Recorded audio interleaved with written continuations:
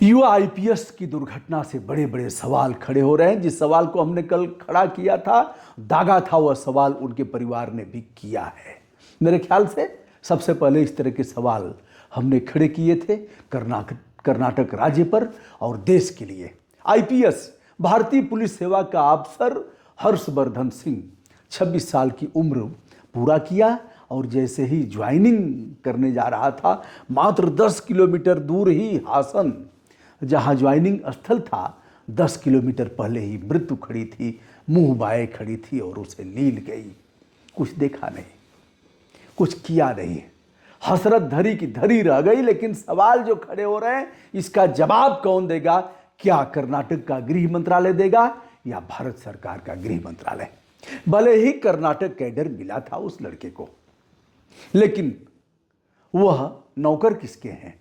नौकर हैं भारत सरकार के। आईएएस, इंडियन एडमिनिस्ट्रेटिव सर्विस, भारतीय प्रशासनिक सेवा। यह नौकर किसके हैं? भारत सरकार के। भारतीय प्रशासनिक सेवा, प्रदेश प्रशासनिक सेवा, यानी अगर पीसीएस हैं तो प्रदेश प्रशासनिक सेवा के राज्य के नौकर हैं, वह राज्य की नुमाइंदगी करेंगे राज्य के लोक सेवक होकर के। और अगर आईएएस हैं तो भारत सरकार के नौकर हैं, आईपीएस हैं, इंडियन पुलिस सर्विस, वह भारत सरकार के नौकर हैं। इस तरह से यदि देखा जाए तो गृह मंत्रालय भारत सरकार का नैतिक दायित्व होता है कि इस मामले में जांच कराएं। आईपीएस को, नए लड़के को खटारा जीप से ले जाओगे, 100 कुछ किलोमीटर की दूरी थी, उसे ले जाओगे, क्या करोगे? जान मारोगे उसकी? 10 किलोमीटर दूरी ही शेष रह गई थी, 126 किलोमीटर की दूरी किस स्पीड से ले जा रहे थे? क्या ऐसा तो नहीं है कि तुम्हारी गाड़ी लेट पहुंची और उससे समयबद्ध ज्वाइनिंग करनी थी? ज्वाइनिंग का आप समझिए, बायोमेट्रिक है तो आदमी कितना घबरा करके जाता है, दुर्घटनाएं भी हो जाती हैं यदि समय से नहीं चलेगा तो। अब पहले दिन नौकरी ज्वाइन करनी थी, 4 सप्ताह की ट्रेनिंग मैसूर में कर लिया था और नौकरी समयबद्ध ज्वाइन करनी थी। आपकी गाड़ी कब पहुंची, इसे दिखवाइए, जांच का यह विषय है, नंबर 1। नंबर 2, पहले की बात बता रहा हूं, इस समय तो नहीं, पहले गाड़ियों पर लिखा रहता था, सरकारी पुलिस की गाड़ियों पर मंगलवार, बुधवार, बृहस्पतिवार, शुक्रवार। तो मैंने पूछा उन चालकों से कि ये क्या मामला है शुक्रवार का? शुक्रवार को इस गाड़ी का रेस्ट रहेगा। उन्होंने कहा क्यों? कहा साहब एक दिन इसकी जांच होगी कि सब ठीक ठाक तो है ना, तो एक दिन इसका रेस्ट रहेगा। क्या ऐसा अब भी हो रहा है? तमाम दुर्घटनाओं के बाद हमने सबक सीखा। अब सवाल, अगला सवाल यह खड़ा होता है कि क्या उसका टायर किस कंपनी का था?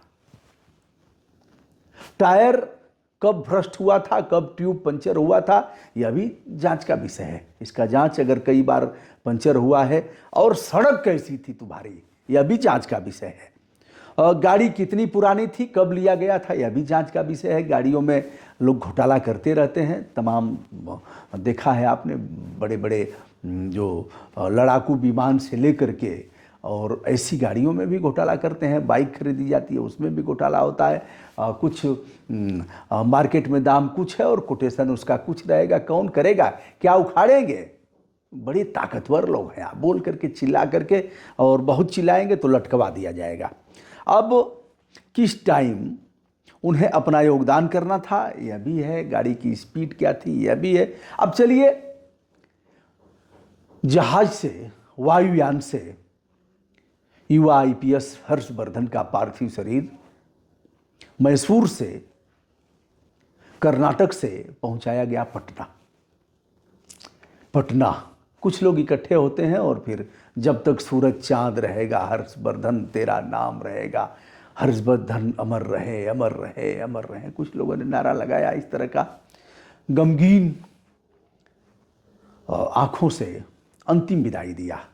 पार्थिव शरीर जाता है उनके गांव और वहां पहुंचते हैं कोसी प्रक्षेत्र के डीआईजी मनोज कुमार और सहरसा के जो पुलिस अधीक्षक हैं हिमांशु इत्यादि, वहाँ एसडीएम वगैरह होते हैं। गार्ड ऑफ ऑनर दिया जाता है।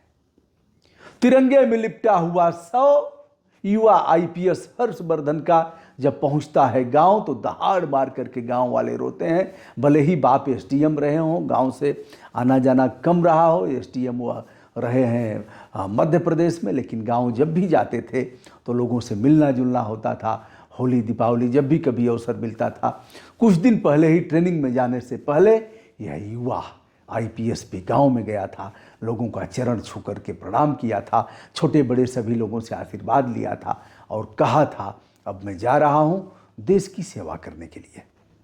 दोस्तों, तिरंगे में लिपटा हुआ शव गांव पहुंचता है और उनके जो छोटे भाई हैं आनंद वर्धन, उन्होंने मुखाग्नि दिया और पार्थिव शरीर एक ऐसे युवा आईपीएस का जिसने कुछ नहीं देखा था, पार्थिव शरीर धू धू करके जल गया। जलती हुई आग चिल्ला चिल्ला करके कह रही थी, इस तरह से कब तक होता रहेगा? कब तक इस तरह की नाकामियां लोगों की बहुमूल्य जानों के साथ खिलवाड़ करती रहेंगी?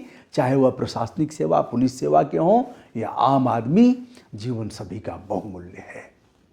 दोस्तों, जांच का विषय है और वहाँ के सीएम ने बड़ा खेद प्रकाश किया, भावभीनी श्रद्धांजलि दिया, कहा कि अभी कुछ करने का समय था, तब तक चले गए। पता नहीं असली बात कब कहोगे सीएम साहब, और गृह मंत्रालय भारत सरकार कब इसकी जांच कराएगा? अमित शाह साहब क्या इस पर कोई जांच बैठाएंगे और देश के सामने बताएंगे कि यह कमियां थीं? शायद नहीं। यह मामला अभी चर्चा में है, लेकिन कुछ दिनों में ही 2-4-5 दिनों में नए नए मामले आएंगे और यह चीज़ें दब करके रह जाएंगी। कभी लोग कहेंगे एक युवा आईपीएस बिहार का था, बेचारा नौकरी ज्वाइन करने से पहले ही दिवंगत हो गया।